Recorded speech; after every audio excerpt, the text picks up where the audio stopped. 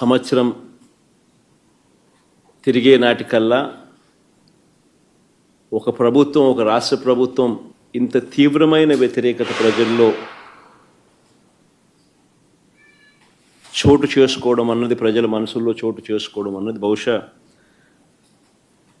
దేశ చరిత్రలోనే కూడా తక్కువైన అరుదైన పరిస్థితులేనేమో. అంత తీవ్రమైన వ్యతిరేకత చంద్రబాబు నాయుడు గారి ప్రభుత్వం మీద కనిపించిన పరిస్థితులు. ఇలాంటి నేపథ్యంలో చంద్రబాబు నాయుడు గారు తాను చేస్తా ఉన్న డైవర్షన్ పాలిటిక్స్ నుంచే కాకుండా చంద్రబాబు నాయుడు గారి ప్రతి మాటలోనూ కూడా అసహనం కూడా కనిపిస్తూ ఉంది. అందుకే నియంతగా తాను మారి అణిచివేత అన్న పదానికి నిజంగా ఒక నిర్వచనంగా చంద్రబాబు నాయుడు గారు ఈరోజు తయారయ్యారు.